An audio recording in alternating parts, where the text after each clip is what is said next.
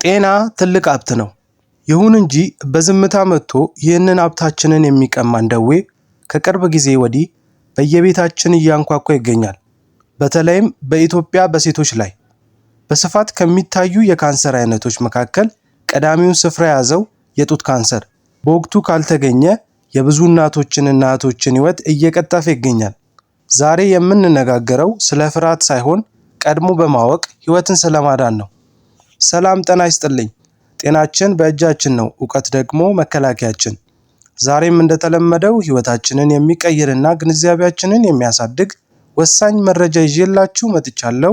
እስከ መጨረሻው አብራችሁን ቆዩ። ላይክ በማድረግ ቪዲዮውን ጀምሩ። ቤተሰብ ያልሆናችሁ የሰብስክራይብ ምልክቷን በመጫን ቤተሰብ ይሁኑ። አሁን ወደ ዛሬው የጤና ርዕስ ጉዳይ እንለፍ። የጡት ካንሰር ማለት በጡት ክፍል ውስጥ የሚገኙ ሴሎች ከተፈጥሯዊ እድገትና ቁጥጥር ውጪ በሆነ መልኩ መባዛትና ማደግ ሲጀምሩ የሚፈጠር የጤና እክል ነው። በተፈጥሮ የሰውነታችን ሴሎች በአግባቡ ተከፋፍለው ያድጋሉ፣ ሲያረጁም በሌላ አዲስ ሴል ይተካሉ።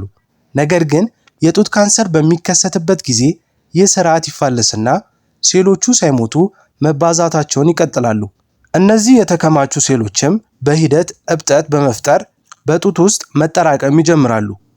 ይህ ሂደት የሚጀምረው በሴሎች ውስጥ የሚገኙና ሴሎቹ እንዴት ማደግ እንዳለባቸው የሚቆጣጠረው የዘር መመርመሪያ ወይም ዲኤንኤ መዛባት ሲያጋጥመው ነው። ይህ መዛባት ሴሎቹ ያለምንም ገደብ እንዲባዙ ትዕዛዝ ይሰጣቸዋል። ካንሰሩ በአብዛኛው የሚነሳው ወተት ወደ ጡት ጫፍ በሚደርስበት ቀጭን ቱቦች ውስጥ ወይም ወተት በሚመረትባቸው ጥቃቅን እጢዎች ውስጥ ነው። እነዚህ ካንሰር አመንጪ ሴሎች መጀመሪያ በተፈጠረበት ቦታ ቢቆዩም በጊዜ ሕክምና ካልተገኘ ግን በደም ዝውውርና በሊምፍ ፈሳሽ አማካኝነት ወደ ሌሎች የሰውነት ክፍሎች የመሰራጨት ባህሪ አላቸው። የካንሰር ሴሎች እንዲፈጠሩ ከሚያደርጉ ምክንያቶች መካከል የሆርሞን መዛባት፣ የዕድሜ መጨመር፣ የአኗኗር ዘይቤና ከቤተሰብ የሚወረስ የዘር መመርመሪያ ለውጥ ተጠቃሽ ናቸው። በሽታው የጅማሬው ላይ ምንም አይነት የህመም ስሜት ስለማይኖረው ብዙ ጊዜ ሳይታወቅ ሊቆይ ይችላል። ነገር ግን ሴሎቹ እየተዛቡ ሲሄዱ በጡት ቅርጽ ላይ ለውጥ ማምጣት፣ የቆዳ መሸብሸብ ወይም ደግሞ ጠንካራ ያለ እብጠት እንዲፈጠር ያደርጋሉ። የጡት ካንሰር መፈጠር ማለት የሰውነታችን ሴሎች በውስጣዊው ምክንያት መንገድ ስተው እኛኑ መልሰው ማጥቃት ጀመሩ ማለት ሲሆን ይህንን የተሳሳተ የሴሎች እድገት ገና በጅምሩ መለየት ደግሞ ለሕክምናው ስኬታማነት ወሳኝ ድርሻ አለው። አሁን ደግሞ ምልክቶቹና ተጋላጭነት የሚጨምሩ ነገሮች ላይ እናውራ። የጡት ካንሰር ምልክቶች እንደ ሰዎች ሁኔታ ሊለያይ ይችላል። ብዙ ጊዜ በሽታው ገና ሲጀምር ምንም አይነት የህመም ስሜት ስለማይኖረው ምልክቶቹን በንቃት መከታተል እጅግ አስፈላጊ ነው። ዋነኛውና በብዛት የሚታየው ምልክት በጡት ወይም በብብት ስር የሚወጣ አዲስ እብጠት ነው። ይህ እብጠት አብዛኛውን ጊዜ ጠንከር ያለ፣ ቅርጹ ያልተስተካከለና ሲነካ የማይታመም ህመም ሊኖር ይችላል።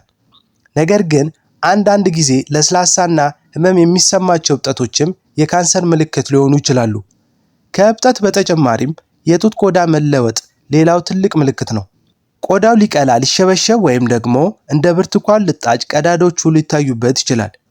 ሌላው ትኩረት የሚሻው ምልክት የጡት ጫፍ ለውጥ ነው። የጡት ጫፍ በድንገት ወደ ውስጥ መሰርጎድ ወይም መሳብ፣ በጫፉ አካባቢ የቆዳ መላጠጥ ወይም መኩሰል፣ እንዲሁም ከጡት ጫፍ የሚወጣ ፈሳሽ ወይም ከእናት ጡት ወተት ውጪ የሆነና በተለይም ደም የቀላቀለ ፈሳሽ ካንሰር መኖሩን ሊያመለክቱ ይችላሉ። በተጨማሪም የጡት መጠን ቅርጽ ካለፈው ወር በተለየ ሁኔታ በከፍተኛ ሁኔታ መቀየር ወይም የአንደኛው ጡት ከሌላኛው ጋር ያለው መጠን መጥፋት እንደ ምልክቱ ይወሰዳል። ተጋላጭነት የሚጨምሩ ነገሮች ደግሞ ስንመለከት በሁለት ይከፈላሉ። የመጀመሪያዎቹ እኛ መቆጣጠር የማንችላቸው ተፈጥሯዊ ምክንያቶች ናቸው። ዕድሜ መጨመር ለበሽታው የመጋለጥ ዕድልን በከፍተኛ ሁኔታ ይጨምራል። ከዚህም በተጨማሪም በቤተሰብ ውስጥ በተለይ እናት፣ እህት ወይም ልጅ ላይ የጡት ካንሰር ታሪክ ካለ ተጋላጭነቱ ይጨምራል። የሴትነት ሆርሞን የሆነው ኢስትሮጅን በሰውነት ውስጥ ረጅም ጊዜ መቆየት ወይም ለምሳሌ የወር አበባ ገና በልጅነት መጀመር ወይም ደግሞ ማረጥ መዘግየት ለበሽታው መፈጠር ምቹ ሁኔታ ይፈጥራሉ። በሌላ በኩል በአኗኗር ዘይቤያችን ምክንያት ተጋላጭነት የሚጨምሩ ነገሮች አሉ። ከመጠን በላይ የሰውነት ክብደት መጨመር በተለይም ከማረጥ በኋላ ለካንሰር የመጋለጥ ዕድልን ይጨምራል። የአካል ብቃት እንቅስቃሴ ያለማድረግ፣ አልኮል መጠጣትና ሲጋራ ማጨስ ለሴሎቹ መጎዳት ለካንሰር መፈጠር መንስኤ ይሆናሉ። በተጨማሪም የመጀመሪያ እርግዝና ከ30 ዓመት በኋላ መሆኑ ወይም ደግሞ በጭራሽ አለመውለድ ተጋላጭነት በትንሹ ሊጨምሩ ይችላሉ።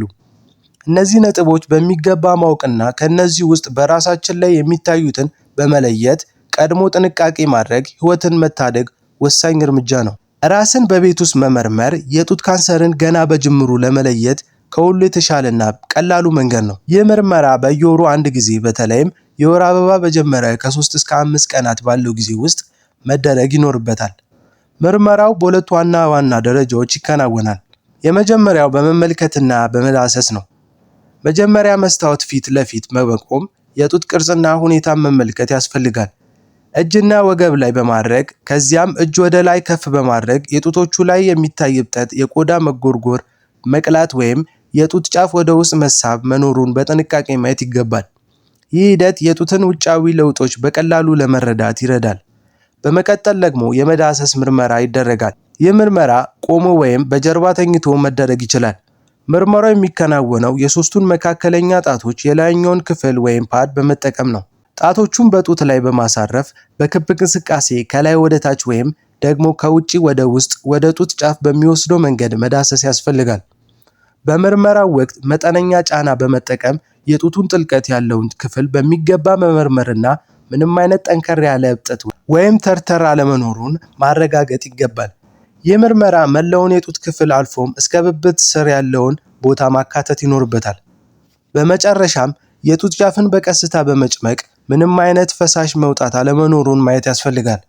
ራስን በየወሩ መመርመር የጡትን የተፈጥሮ ባህሪ ቅርጽ በሚገባ እንድንረዳ ስለሚያደርገን ማንኛውንም አዲስ ለውጥ ሲፈጠር ወዲያውኑ ለይተን እንድናውቅ ይረዳናል። በምርመራው ወቅት አዲስ ለውጥ ካጋጠመን ያለ ፍርሃት ወደ ጤና ባለሙያ በመሄድ ማረጋገጡ የተሻለ መፍትሄ ነው። የጡት ካንሰር ለመከላከልና ለመታከም የሚወሰዱ መፍትሄዎች በሁለት ዋና ዋና ዘርፎች ይከፈላሉ። የመጀመሪያው በሽታው ከመፈጠሩ በፊት ወይም ገና በጅምሩ ላይ እያለ የሚደረግ ጥንቃቄ ሲሆን፣ ሁለተኛው ደግሞ በሽታው ከተከሰተ በኋላ የሚሰጡ የሕክምና መፍትሄዎች ናቸው። በመጀመሪያ ደረጃ የቅድመ ምርመራ መፍትሄዎች ለሕይወት መትረፍ ዋነኛው ድርሻ ይዛሉ። እያንዳንዱ ሴት በየወሩ ራሱን መመርመር ያለበት ሲሆን እድሜያቸው ከ30 ዓመት በላይ የሆኑ ሴቶች ደግሞ በየዓመቱ ወይም በየ2 ዓመቱ የማሞግራም ምርመራ ማድረግ ይኖርባቸዋል።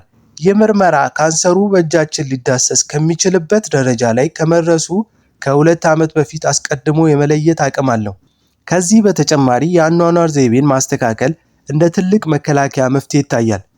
ጤናማ የሰውነት ክብደት መጠበቅ፣ በሳምንት ቢያንስ ለ5 ቀናት የአካል ብቃት እንቅስቃሴ ማድረግ፣ አልኮልና ሲጋራን ማስወገድ እንዲሁም ከተቻለ ልጆቻችንን ጡት ማጥባት ለበሽታው የመጋለጥ ዕድልን በከፍተኛ ሁኔታ ይቀንሳሉ። በሽታው ከተገኘ በኋላ የሚሰጡ የሕክምና መፍትሄዎች እንደ ካንሰሩ ደረጃ አይነት ይወሰናሉ። የመጀመሪያውና በብዛት ጥቅም ላይ የሚውለው መፍትሄ የቀዶ ጥገና ሕክምና ነው።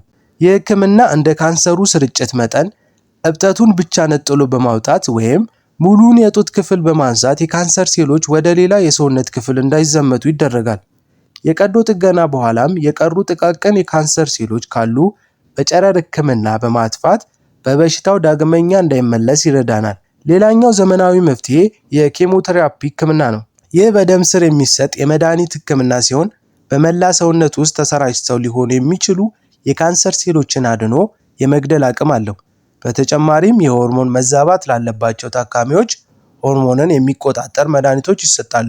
በአጠቃላይ የጡት ካንሰር መፍትሄው የተቀናጀ የሕክምና ስርዓት ቢሆንም ከሁሉ በላይ ግን ቀድሞ መገኘት ለሁሉ ሕክምናዎች ስኬታማ መሰረት ነው። በጊዜ የተደረገ ሕክምና ምርመራ የካንሰር ህመምተኞች ተፈውሰው ወደ ሙሉ ጤንነታቸው እንዲመለሱ ረጅም ዕድሜ እንዲኖሩ ያስችላቸዋል። በመጨረሻም ልንገነዘበው የሚገባው ትልቅ እውነት ቢኖር የጡት ካንሰር የሞት ፍርድ አለመሆኑ ነው። ፍርሃት መፍትሄ አይሆንም። መፍትሄ እውቀትና በራስ መተማመን ነው። ዛሬ የምታደርጊው የ5 ደቂቃ የራስ ምርመራ የነገውን የብዙ ዘመናት ህይወትሽን ሊታደግ ይችላል። ጤናሽን በቸልታ አትለፊ። ሰውነትሽን ስሚ፣ ለውጦቹንም በንቃት ተከታታይ። ይህ መረጃ ለእናንተም ሆነ ለምትወዷቸው ሰዎች ጠቃሚ ሆኖ ካገኛችሁት ላይክ በማድረግ እና ሌሎች በማጋራት የብዙዎችን ህይወት እንታደግ።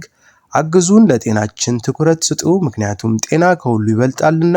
በሚቀጥለው ቪዲዮ በሌላ ጠቃሚ መረጃ እስክንገናኝ ቸር ሰንብቱ።